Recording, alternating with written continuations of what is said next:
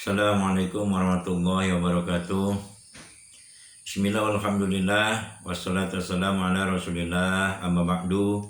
Bersyukur kita kepada Allah subhanahu wa ta'ala yang mengucapkan alhamdulillahi rabbil alamin.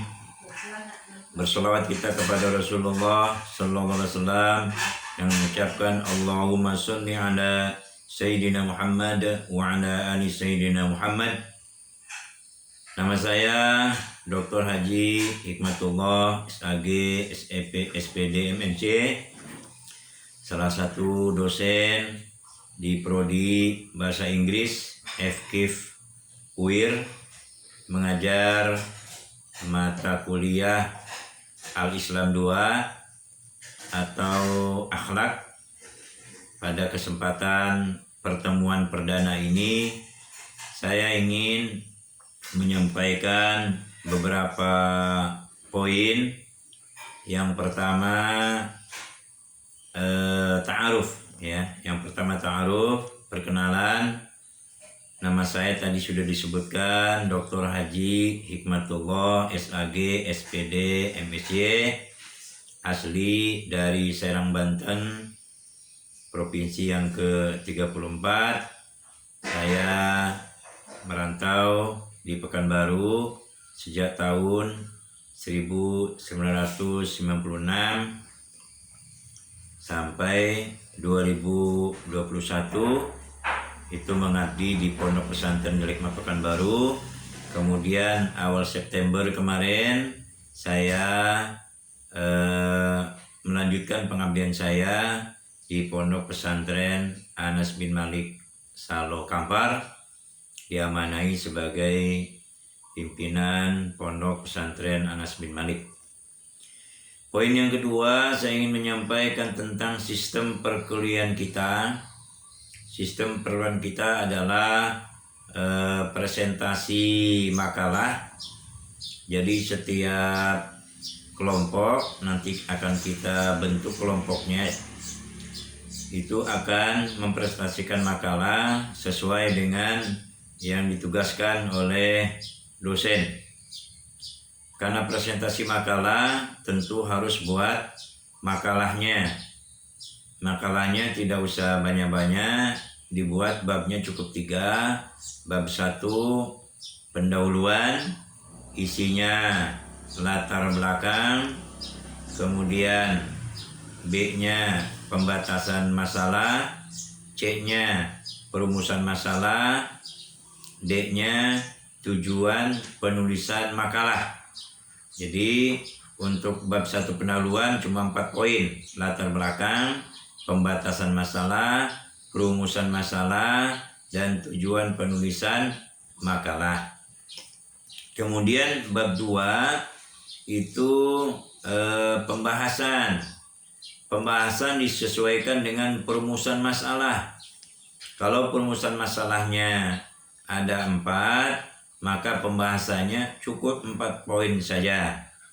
Setiap paragraf yang kita tulis itu harus ada footnote-nya, ya, harus ada footnote-nya. Kemudian bab 3 itu penutup, isinya adalah simpulan dan saran-saran. Kemudian berikutnya adalah daftar pustaka. Daftar pustaka ini adalah referensi-referensi buku-buku yang kita ambil untuk dijadikan pembuatan makalah, atau boleh juga download dari internet. Itu semua dimasukkan dalam daftar pustaka. Kalau footnote itu setiap yang kita kutip dalam pembahasan masalah itu harus dicantumkan footnote-nya. Dari mana kita mengambil setiap paragrafnya itu. Poin yang ketiga, ini sistem penilaian. Sistem penilaian ini ada beberapa poin, meskipun yang ditulisnya cuma 4 poin, ya. Yang dalam belangko penilaiannya itu 4 poin, ya. Tugas mandiri, tugas struktur, UTS, dan UAS. Tetapi penilaiannya sebenarnya banyak, ya. Yang pertama, penilaiannya itu adalah kehadiran, ya. Kehadiran itu minimal 85% kehadiran. Ya, 85% kehadiran, kurang dari 85% kehadiran itu berarti oleh fakultas dilarang untuk melaksanakan ujian nanti. 80% dari jumlah pertemuan, 16 pertemuan, ya, jadi sekitar 12 kali pertemuan harus hadir. Kurang dari 12 pertemuan itu berarti tidak diperbolehkan untuk mengikuti ujian. Jadi kalau mau nggak masuk itu cuma 4 kali aja jatahnya. Kemudian juga pembuatan makalah. Nah, pembuatan makalah ini sekaligus tugas. Oleh karenanya yang ditugaskan sebagai presentasi itu harus buat makalah. Buat makalah itulah sekaligus tugas. Oleh karenanya setiap kelompok itu misalnya ada 3, yang buat makalah tiga-tiganya harus buat makalah. Tinggal disepakati saja makalah siapa yang mau dipresentasikan, ya. Intinya semuanya buat makalah, pilih salah satu di antara 3 makalah itu atau 2 makalah itu yang untuk dipresentasikan. Tujuannya adalah untuk penilaian tugas. Kemudian presentasi, setelah buat makalah tentu ada presentasi. Nah, ketika presentasi itu dinilai, ada poin-poinnya. Poin untuk presentasi itu 4 poin. Di dalam mempresentasikan makalah tentu ada menjawab pertanyaan. Nah, menjawab pertanyaan itu ada 2 poin. Nah, ketika ada yang mempresentasikan makalah, itu tentu ada moderator dan notulennya. Moderator diambil dari kelompok lain, notulen dari kelompok lain.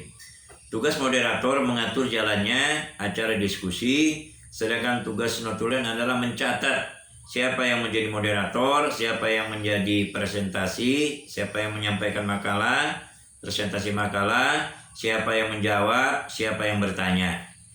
Untuk setiap pertanyaan ditulis poin-poin pertanyaannya, sedangkan yang menjawab cukup ditulis namanya saja.